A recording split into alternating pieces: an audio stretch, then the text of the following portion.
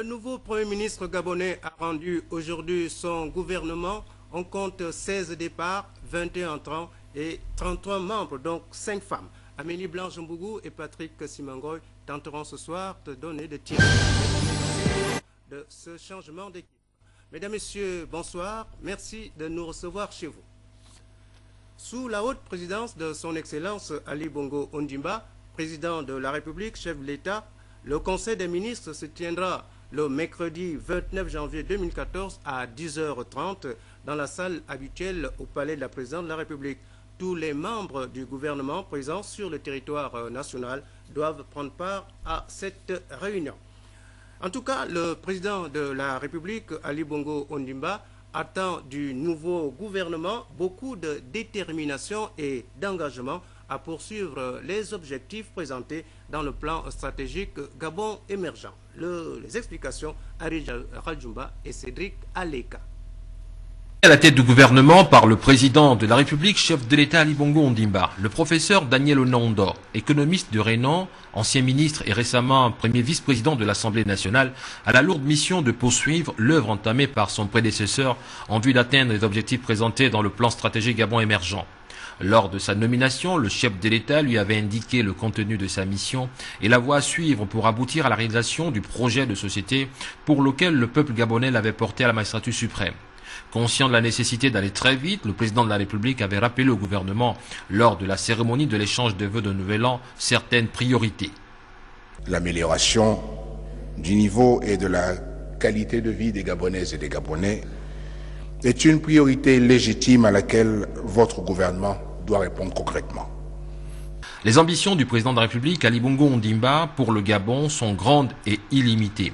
Le chef de l'État veut relever les défis de l'emploi, de la santé, de la formation, de la croissance, de la bonne gouvernance, de la lutte contre la pauvreté et de la préservation de l'environnement pour garantir un mieux-être aux générations présentes et futures de manière juste et équitable. Le président de la République exhorte les membres du gouvernement à bien comprendre sa mission. Chaque membre du gouvernement doit comprendre sa mission non pas comme un simple accomplissement personnel, mais comme l'expression d'un sacerdoce au service de toute la nation. Nous devons poursuivre donc sans relâche nos objectifs et bâtir sereinement les fondements de l'émergence. Le chef de l'État avait fait le serment à ses compatriotes d'engager des réformes pour améliorer leur quotidien confronté aux problèmes d'eau, d'électricité, de logement et d'infrastructures qui ont déjà trouvé un début de solution. Dans le domaine de la santé, Ali Bongo Ondimba veut plus d'efforts dans l'amélioration du dispositif de la CNAMGS. La qualité actuelle de l'offre de soins reste perfectible, au regard notamment des efforts consentis par les différents contributeurs financiers. Aussi, je vous demande ainsi qu'à votre gouvernement d'y mettre bon ordre et de travailler davantage à l'amélioration et à l'efficacité et de l'efficience du dispositif de la CNAMGS. De même, pour ce qui concerne notre dispositif de solidarité, le Fonds national d'aide sociale doit jouer de mieux en mieux son rôle et remplir sa mission exclusive. Le président de la République, Ali Bongo Ondimba, invite une fois de plus le gouvernement à s'approprier l'essence de sa vision et sa méthode. Il recommande aussi au gouvernement de travailler avec détermination pour servir le peuple gabonais. Voilà, à propos de ce dossier important ce soir, nous recevons Amélie Blanche-Mbougou. Amélie, bonsoir. Bonsoir, Célestin Nguema Obama. Alors, voilà quelques heures justement de la nomination de ce nouveau gouvernement par le Premier ministre Daniel Onaondo. Quels sont comme ça les premiers enseignements qu'on peut tirer sur le vif après cette nomination de la nouvelle équipe Onaondo? Écoutez, Célestin Nguema Obama, nous retenons qu'au plan de la structure gouvernementale en termes d'effectifs, le gouvernement du professeur Daniel Onaondo est plus important. On passe de 29 à 33 membres du gouvernement. Cela traduit la volonté du président de la République et du chef du gouvernement d'élargir l'assise politique du gouvernement par une plus grande représentativité.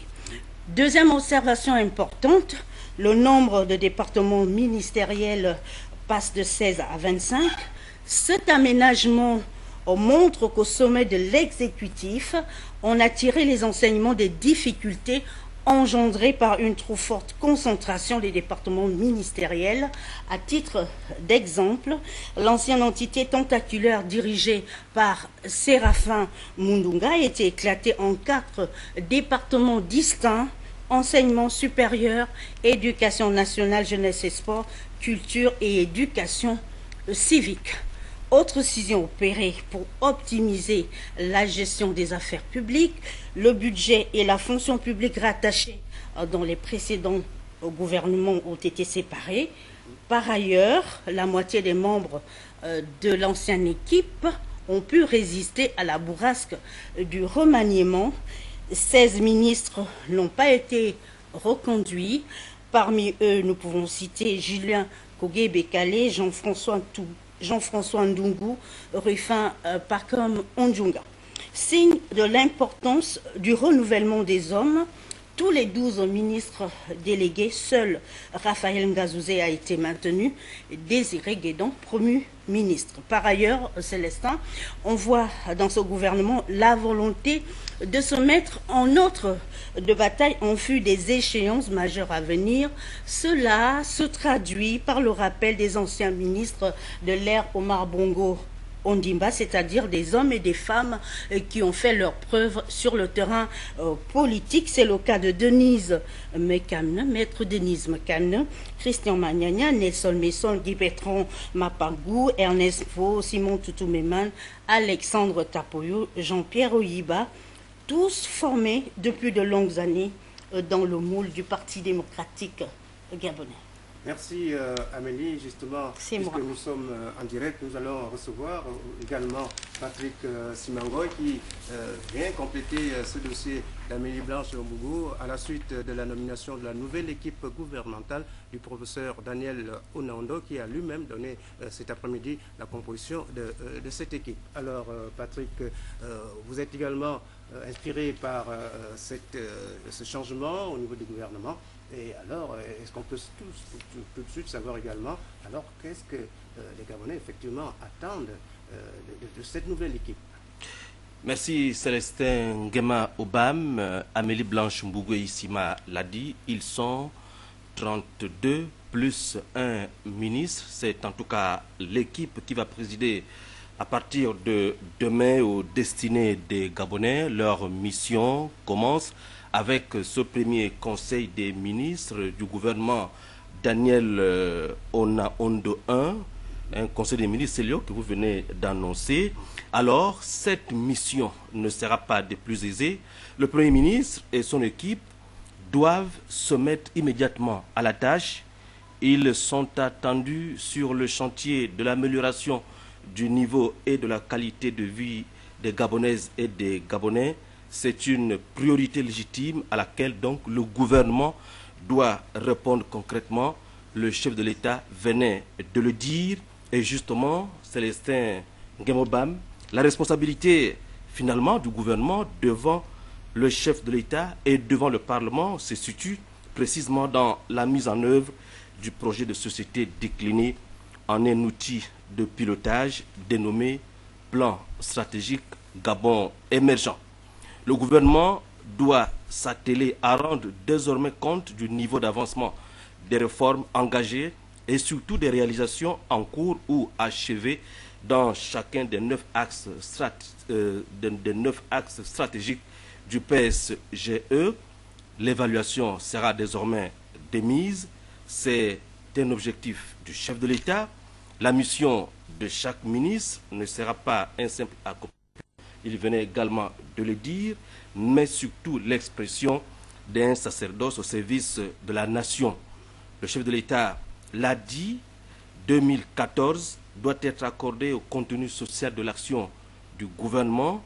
Ainsi, l'amélioration de la gouvernance de nos structures hospitalières et des instruments de prise en charge sociale et médicale constitue donc une priorité. Bref, Célestin Nguema, le champ des contraintes de l'action du gouvernement est très vaste, les obstacles nombreux. Le professeur Daniel Onaondo et son équipe devront faire attention sur les errements et les dysfonctionnements administratif. En tout cas, bon vent à tous. Merci Patrick. Justement, sitôt le nouveau gouvernement annoncé, nos équipes de reportage se sont rendues dans la rue pour essayer de recueillir les avis de quelques Gabonais sur ce changement de l'équipe gouvernementale. Ils ont été interrogés par nos reporters Jean-Augustin Zengui et Michel John Boudéa. Bon, je ne suis pas encore informé, je voulais justement payer l'Union tout à l'heure là pour avoir une idée nette de ça. Que pensez-vous de ce gouvernement-là? Non, j'ai rien à dire. Mais vous avez quand même eu connaissance? Non, je n'ai même pas suivi. J'ai publié. Oui. Ah bon?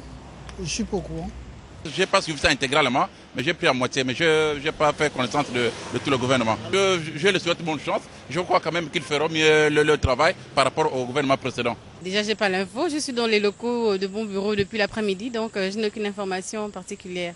Mais bon, on espère que le nouveau gouvernement fera mieux que l'ancien, et puis voilà. Un peu déçu du casting quand même.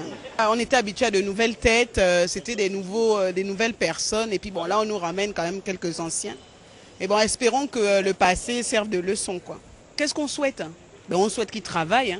Que ce soit un gouvernement progressiste et tout, que ce soit un gouvernement qui pense aux intérêts de la population gabonaise, avant tout. Oui, on est au courant du gouvernement. Alors, que pensez-vous déjà de ce gouvernement? Non, moi personnellement, je trouve que c'était certains ministres, et plus particulièrement chez nous au ministère des Transports, c'est quand même un peu regrettable parce que nous avons entamé des travaux avec le ministre sortant et je pense que ce scénario risque d'être difficile pour nous. Parce que avec le nouveau ministre, tout va être, les pendules vont être remis à zéro. Pour le gouvernement, je pense que les gens doivent se mettre au travail. Je pense que c'est un gouvernement des combattants parce que j'ai la référence de plusieurs entre eux, des gens que je connais bien leur efficacité et je sais que c'est des gars qui sont doués dans l'affaire et aujourd'hui c'est une occasion pour eux de démontrer que bon voilà, ils peuvent faire quelque chose et ça, il ne faudrait pas qu'ils loupent cette occasion. Il est bien composé et nous souhaitons qu'il fasse mieux que le précédent parce que si on le change c'est qu'on a besoin d'avancer. Donc nous leur souhaitons déjà bonne chance et bon vent. Bonne chance aux nouveaux venus et puis bon courage à ceux qui étaient déjà là. On espère que les attentes des Gabonais seront... Ça va aboutir. Ben ouais, voilà. Voilà, du côté de la présidence de la République, Ali Bongo Ondimba, président de la République, chef de l'État, prononcera une allocution sur la stratégie de lutte contre la pauvreté au Gabon le mercredi 29 janvier 2014 à 15 h dans la salle d'apparat du deuxième étage du palais de la présidente de la République. Sont conviés à y prendre part le cabinet du président de la République, le cabinet de la première dame, les membres du gouvernement, les membres des bureaux des deux chambres du Parlement, les membres du bureau du Conseil économique et social, les représentants des organisations internationales suivantes, le PNUD, UNICEF, Banque mondiale, OMS, FMI, les représentants des confessions religieuses, les membres du bureau du patronat gabonais et de la Confédération des syndicats des travailleurs, les membres du bureau de la Chambre de commerce du Gabon, les personnalités invitées sont priées de se présenter à la grille d'honneur face à la mosquée entre 13h30 et 14h45 au plus tard. Le bureau de l'UNESCO et la Commission nationale gabonaise pour l'UNESCO s'apprêtent à élaborer un cadre de concertation en vue de la rédaction d'un projet de programme de coopération entre le Gabon et l'UNESCO. Les détails avec Filika Biongo et Lubestar Lenyongo. Cette rencontre qui réunit les représentants des ministères, les points focaux et les ONG travaillant dans les domaines de compétences de l'UNESCO a pour objectif de parvenir à la rédaction d'un programme pays. C'est une réunion qui a reçu l'autorisation du président de la Commission nationale pour l'UNESCO qui souhaite que pour les années à venir, eh bien, il y ait une lisibilité et une visibilité et une cohérence dans la coopération que notre pays a avec l'UNESCO.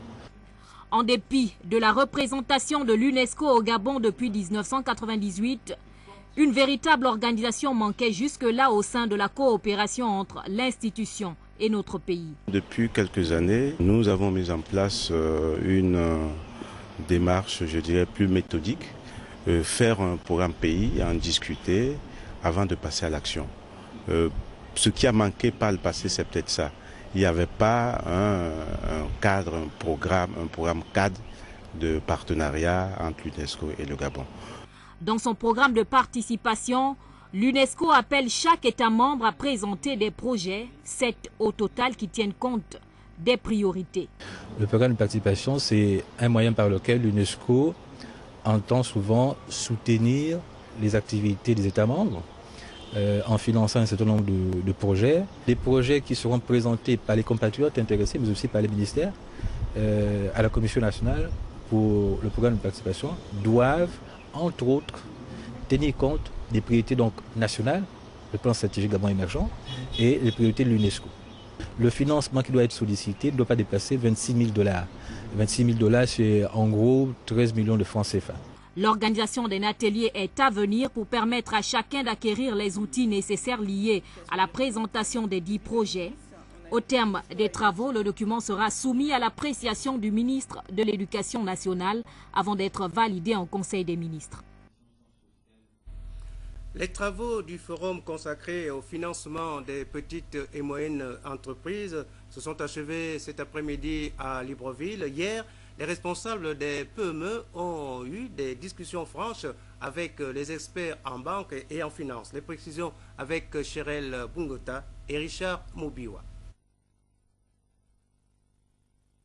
Quelle politique d'appui de l'État au financement des PME? La question a été largement évoquée au cours de cette première journée entre la Direction générale de l'économie et les opérateurs économiques. Occasion pour Jean-Baptiste Ngolo Alini de faire l'état des lieux des initiatives prises par le gouvernement de la République dans le sens de la promotion des PME en matière d'encadrement, de financement et d'accès au marché public. Aujourd'hui, il faut trouver la bonne formule pour répondre aux insuffisances de ce secteur important de l'économie nationale. Une première journée qui a été consacrée aux discussions franches entre opérateurs économiques et banquiers sur les difficultés des institutions financières à financer les PME et les difficultés des PME à accéder au financement bancaire. Mon souhait le plus vite, c'est qu'il y ait réellement une banque spéciale pour les PME. La particularité en fait de nous, étudiants en création d'entreprise, sortis de la première école de l'État en création d'entreprise, c'est que nous avons au moins été accompagnés par les banques du début jusqu'à la fin de notre formation. Et nous avons même soutenu nos projets devant les banques. Le problème, c'est que les banques ne s'intéressent même pas. Ils ont été à l'origine de la création de notre formation, mais ils ne sont même pas impliqués. Vous voyez, on soutient des projets devant les banques, mais les banques ne peuvent même pas dire tel projet, on va l'accompagner jusqu'au bout. Vous voyez, donc on est carrément encore dans des propositions où les banques ont proposé à l'État gabonais de créer une filière de création d'entreprise. On a créé, ils ont accompagné la création de la filière, mais ils n'accompagnent pas le financement des projets. Des projets bancables, oui, mais des projets bancables ou bancaux, non. Et nous finançons régulièrement des dossiers qui sont bien montés, qui sont ficelés. Et ce n'est pas un dossier où on vient à la bouche comme on peut amener un dossier bien monté, bien ficelé. Et les garanties suffisantes. Plusieurs banques sont présentes pour exposer sur les offres de financement, classiques, spécialisées et long terme. On peut en citer quelques-unes, la BGD, l'UGB, Ecobank, Alios Finance, Finatra, BVMAC, BGFI Bourse. Pour cette première journée, cette question de financement a été analysée sur des éléments déterminants, à savoir le système d'information, la structure financière et les garanties. Gabriel Chango, le ministre sortant des Eaux et Forêts, vient de visiter les unités de service qui relevaient encore hier de sa tutelle. Il a parcouru toute la province de l'Estuaire, également Anjolé dans le Moyen-Ogoué, dans les champs de l'exploitation forestière. Reportage Léa Bifan et Jean-Pierre Moussouami.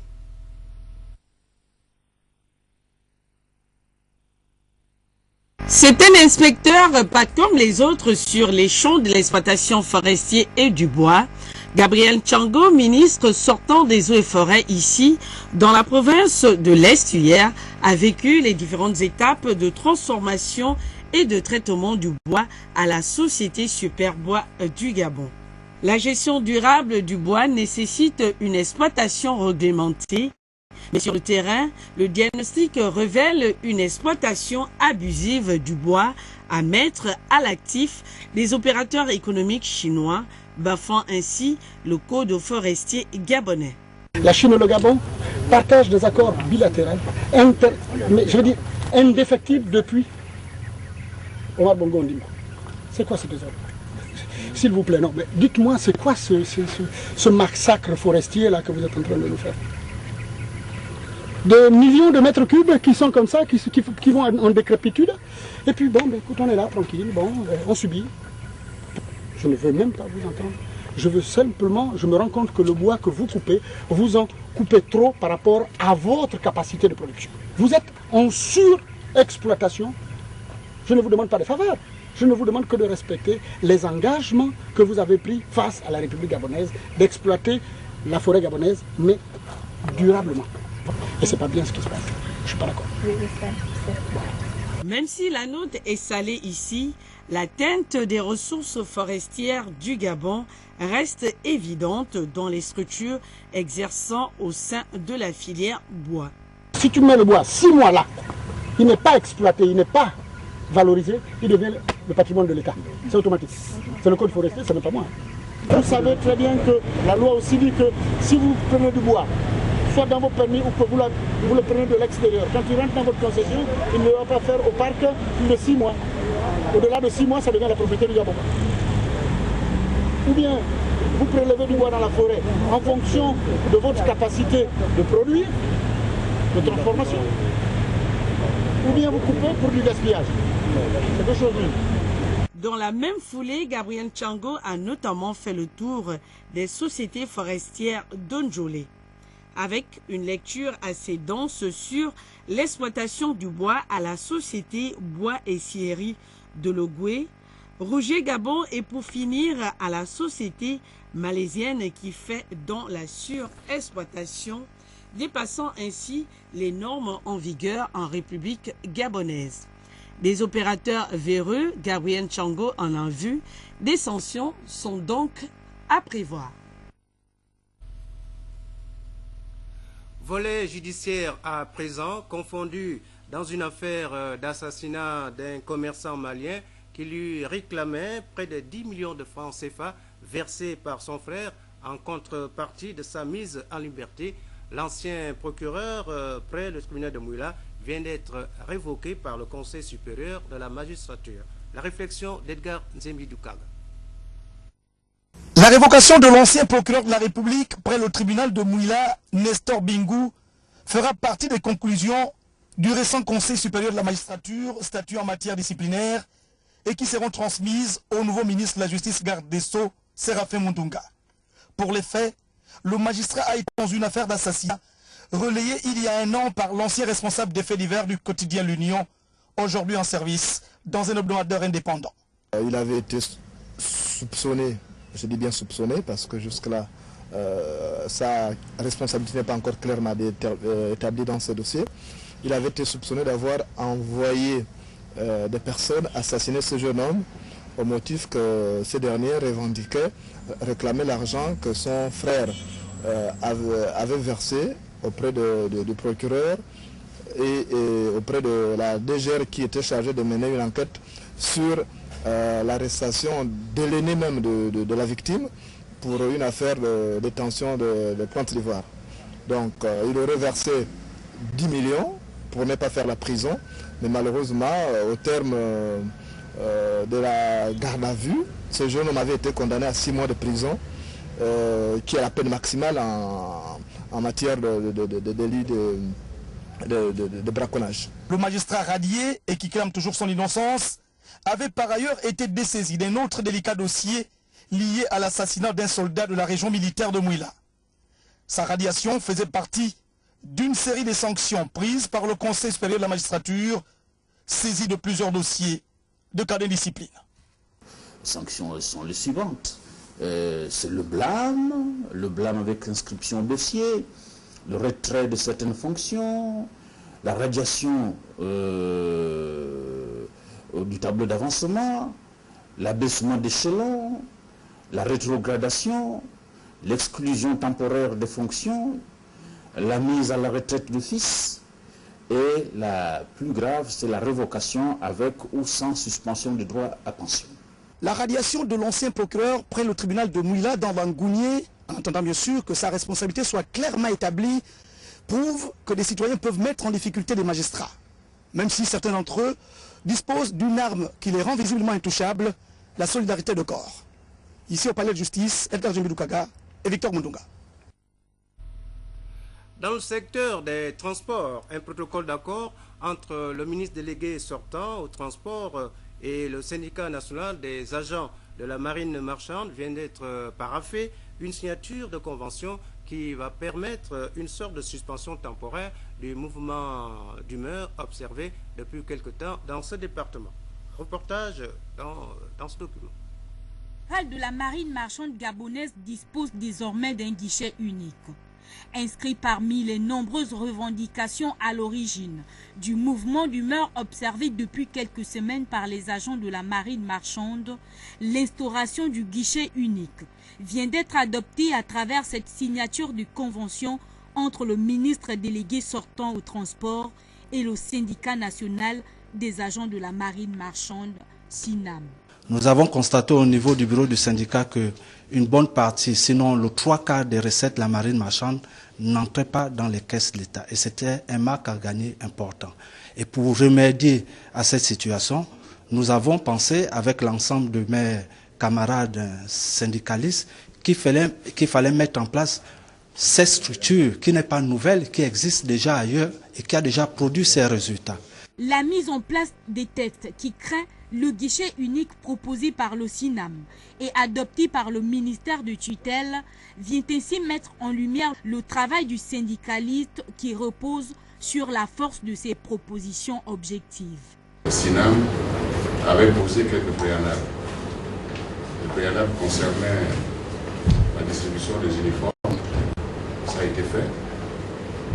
Un autre préalable concernant la signature des cadres professionnels, ça a été fait. Et il en restait un, c'était la mise en place du guichet unique. Alors, nous sommes arrivés aujourd'hui à la signature de l'arrêté concernant la mise en place du guichet unique. Voilà un exemple de collaboration qui devrait sans nul doute déboucher sur l'amélioration des conditions de travail et de vie des agents de la marine marchande. Toujours dans le domaine syndical, en vue de la recherche des solutions pour la régularisation de la situation administrative et sociale des enseignants, la CONACYSED, Convention nationale des syndicats du secteur éducation nationale, vient de tenir un point de presse à Libreville. Le point avec Gabriel Guillain-Lemami, Gérard Milindo.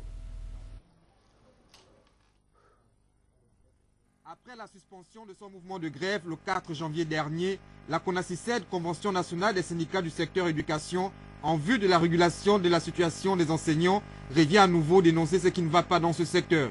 Après la suspension de la grève, nous constatons que plusieurs chefs d'établissement, au mépris des textes en vigueur, infligent des demandes d'explication aux enseignants ayant observé le mouvement de grève, en dépit du fait que la grève soit un droit constitutionnel, reconnu également par les conventions internationales de l'OIT.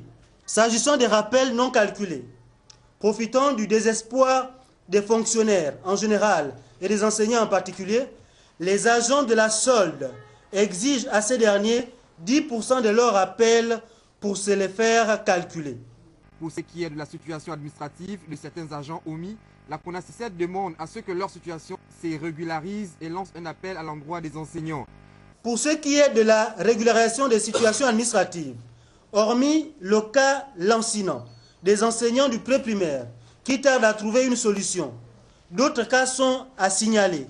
Celui d'un inspecteur pédagogique qui attend son reclassement depuis plusieurs années, soit 13 ans, et qui demeure toujours instituteur, et ceux des ex-moniteurs auxiliaires intégrés depuis plusieurs années et qui sont toujours à l'indice stagiaire, et d'autres ex-moniteurs auxiliaires qui ont toujours des bulletins de solde du Trésor. Tout en saluant et en félicitant l'arrivée de M. Daniel Onondo au poste de Premier ministre, chef de gouvernement, depuis le 24 janvier 2014, la CONACYCET espère que ce dernier, au nom de la continuité de l'État et du service public, va très rapidement se pencher sur les dossiers du secteur d'éducation laissés en suspens par son prédécesseur.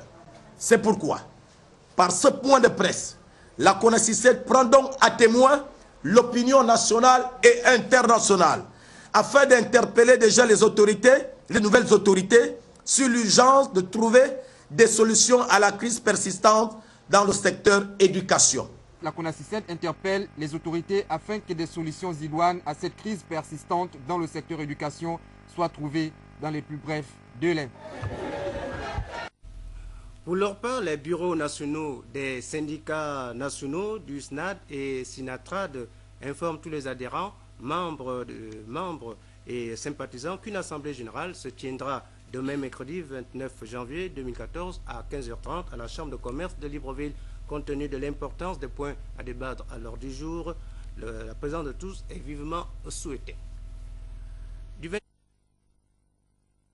2014, de 9h à 16h, à l'École nationale de la magistrature, le département ministériel de la justice, garde des sceaux, des droits de l'homme et des relations avec les institutions constitutionnelles, notamment la direction des affaires judiciaires, organise un séminaire relatif à la sensibilisation des droits successoraux de la veuve, de l'orphelin et de l'assistance judiciaire. Il s'agit pour la direction générale des affaires judiciaires d'amener toutes les personnes œuvrant pour la défense des droits des personnes vulnérables à mieux prendre en compte les récriminations faites par la société civile sur la situation de la veuve et de l'orphelin.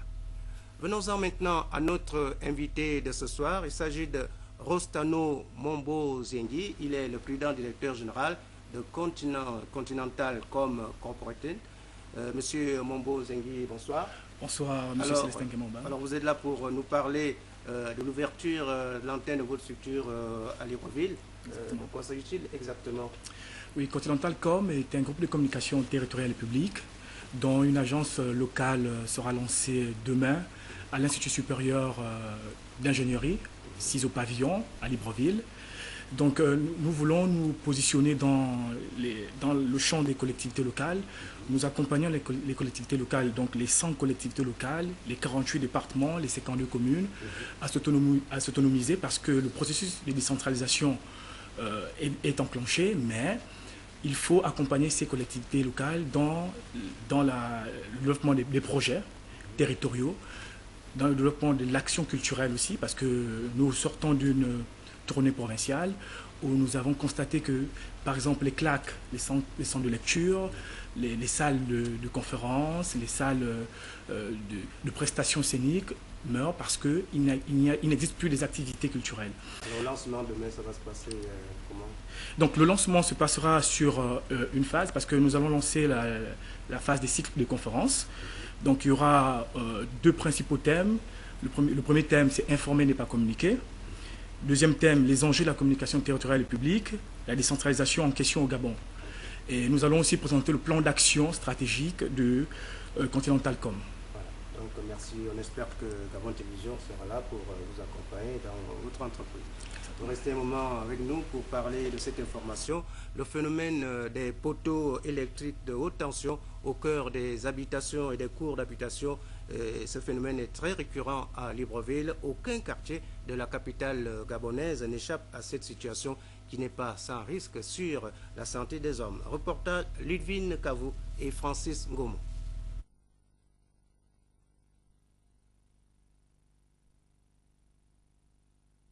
Un poteau électrique de haute tension au cœur d'une cour d'habitation ou mieux encore d'une maison, le phénomène ne meut personne à Libreville.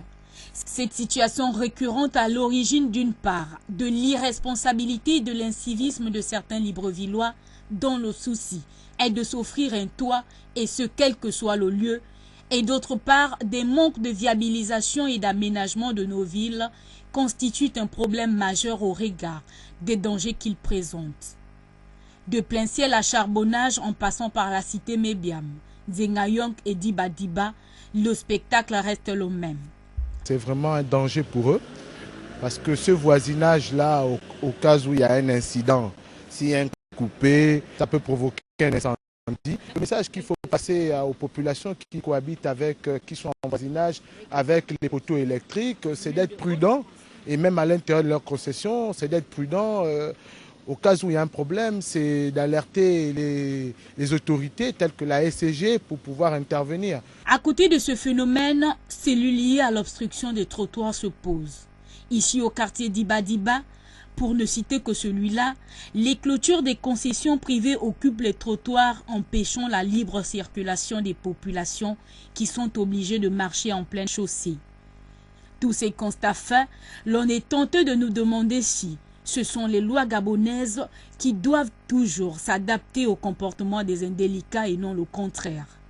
Quoi qu'il en soit, malgré ces insuffisances en matière de viabilisation et d'aménagement, Libreville mérite un visage autre que celui que lui imposent ses habitants.